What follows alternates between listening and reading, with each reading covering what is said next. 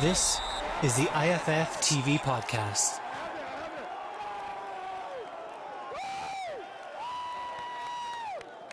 Hello, welcome to Irish Football Fan TV. This is the match preview. Scotland versus the Republic of Ireland from Hampden Park. We're here in Hampden Park. We're waiting on Vera Pauw, and I think it's a player, for the press conference. The game's here tomorrow.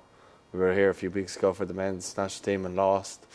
Nerves are high, a lot's at stake. How are you feeling going into it? Yeah, I'm very nervous. I mean, it's huge. It's one of the biggest games in our football history. Not to mind, obviously, the biggest game in the women's football, but even in the history of the FAI, because what it would do, what a win would do for women's football, even for football in general in the country, because we need a boost. We just had an awful draw for the men for Euro 2024. It's going to be tough to get to Germany, but the women are 90 minutes, potentially 90 minutes away from a World Cup next year. And that would be absolutely massive. And the other thing is that Vera and that squad have come on so much in the last couple of years.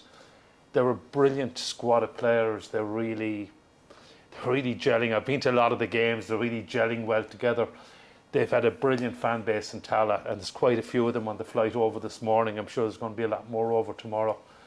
And it's so close. It's such an opportunity. But it would be heartbreaking if they were to miss out again. I mean, they missed out in the Euros in England. That Ukraine game was just so heartbreaking. And, okay, I know that would only have got them a playoff, but, I mean, we saw the way Northern Ireland disposed of Ukraine home and away. I think we would comfortably have beaten Northern Ireland. And that was one we missed out on. I think this is a brilliant chance. Though Scotland are a decent team.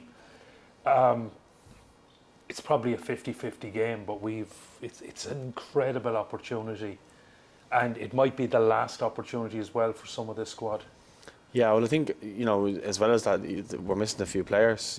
Jess Zhu, ACL, Leanne Kiernan. I think you said she's an ankle injury. She's out for a while. Obviously, she's been banging in the goals for Liverpool. I know she doesn't really start that much for Ireland, but she's a good option to have, especially the vein of form that she was in.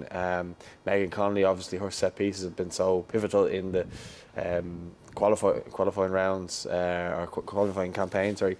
So you've got players like that are missing, but then on the other side you've got players like Megan Campbell who's came back in. It obviously adds a lot of quality to the side, and injuries probably have kind of hampered her in terms of game time. For she was at Man City, and just injuries stopped her really playing, and she's gone to Liverpool. She won the league, and now she's back in the Irish team, and even her throw-ins. Never mind her ability as a player, on the pitch and with her feet, her throw-ins are such a massive threat as well. We've got world-class players like Katie McCabe, Denise O'Sullivan as well. So I think the key is to get those players on the ball higher up. But what we tend to do is sit in and let teams come at us and then try to hit them on the counter, more recently anyway. Yeah, well, I mean, we've 4 clean sheets in a row. Yeah, you mentioned the key players. Leanne Kiernan, she's such pace off the bench. She's a massive loss. She made a difference when she came on near the end in Slovakia. Megan Connolly is a massive loss, either as the holding midfield role or as part of the back three. Rusha Littlejohn is also a huge loss as well. Sorry, Rusha, if you're watching.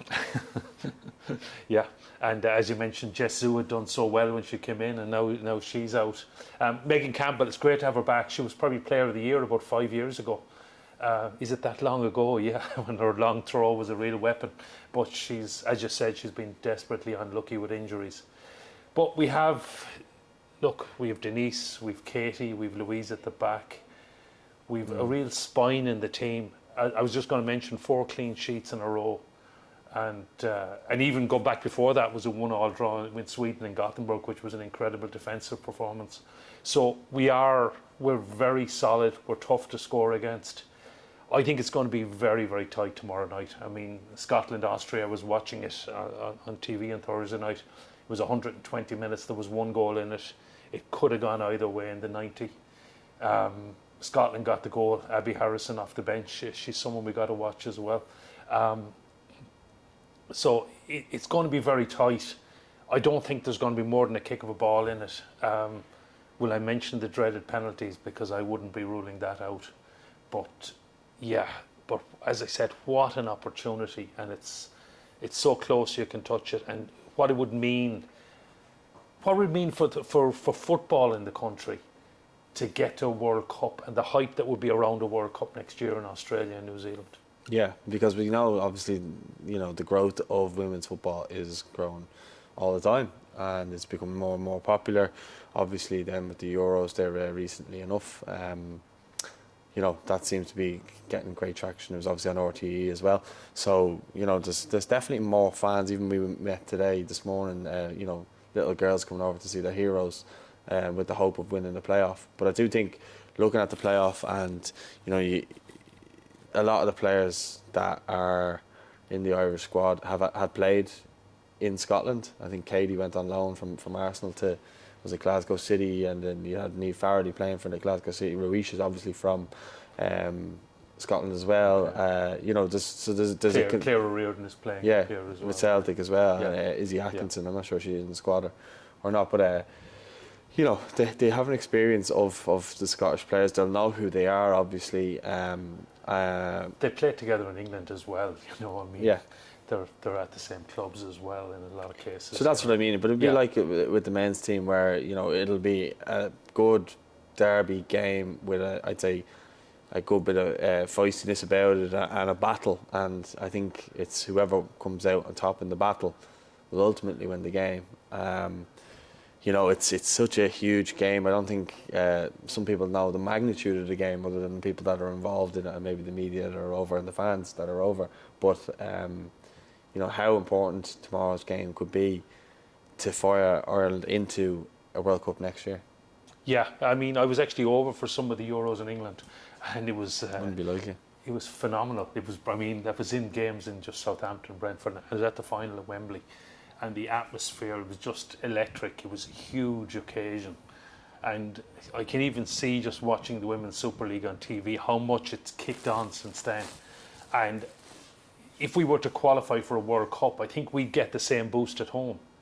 Even our own Women's National League, which, it's been getting great live coverage on TG4 lately, but it's kind of been forgotten about, the forgotten child in many ways. And many of our players have come through that route. And it would mean so much to qualify. Even for the men's game, it would inspire, not to mind young girls watching on, young boys watching on and seeing these players. And it would just mean so much to qualify, and it's so close. As you said, I think it's going to be very tight. The players, they all know each other. We've got our quality players like Katie and Denise can hurt them.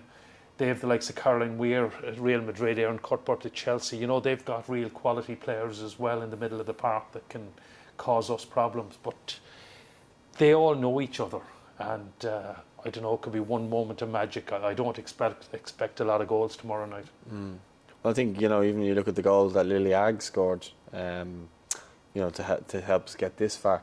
Obviously, we've got the boy in between, but, it was one ball into the box by Megan Connolly, and, Lily Agg on the end of it and head. And I think that's where we're kind of very strong, is set pieces. Like the men's team, Louise Quinn is probably the equivalent of Shane Duffy, for us. She wears the same number as him as well. But look, I think I could see us winning it, from something like that. Katie McCabe free kick into the box, and like Diane Caldwell or Louise Quinn on the end of it, or even Lily Agg again. If we're 1-0 down with 10 minutes to go, Louise Quinn will be permanently in attack. That's the weapon that Vera has deployed in the past.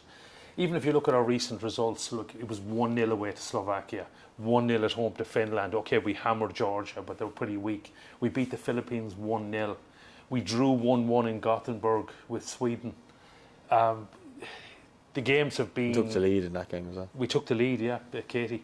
It's been really, really tight, and I don't expect a lot of goals. And it's just one bit of quality. Maybe it's a set piece, as you said, Louise getting her head on a Katie free kick, or maybe just a Katie pile driver from outside the box. Denise scored the crucial goal in Senik. Maybe she can do it again. Yeah, I suppose just to end it, your prediction, your match prediction. My match prediction is 1-0 to us after extra time.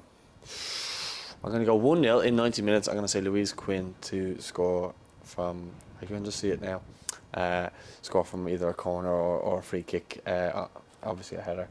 And yeah, but it's going to be tight either way. You know, I'd love to be coming away from here, especially after the result a couple of weeks ago. I'd be loving to come out of here, you know, with a win, and the fans would be amazing as well. So I just think everyone will get a huge boost if you know, I think even the men's team and the 21s and stuff like that will all get a boost from seeing one of our teams qualifying, you know, and you saw how much it meant to the team to even get the playoff. And, you know, to be seeing them maybe here tomorrow on the pitch over there celebrating with the fans, fingers crossed that is the case, and we're hopefully seeing Ireland qualify for the World Cup for the first time. Yeah, it would be really special if we could do it, and yeah, fingers crossed. And yeah, I think it could be a really, really special night in Hampden. A long time ago, Mark Lawrence scored a very special goal for Jack Charlton that kick-started the whole Euro 88 Italian 90 era. Paul's far too young to, he wasn't even born, I think, but maybe we'll get a special goal tomorrow from a special player that can kick-start the women's team onto a run of major tournaments and success. Yeah, well, here's hoping. Let us know your thoughts in the comments. Don't forget to like the video. Don't forget to subscribe. And come on, you girls in green.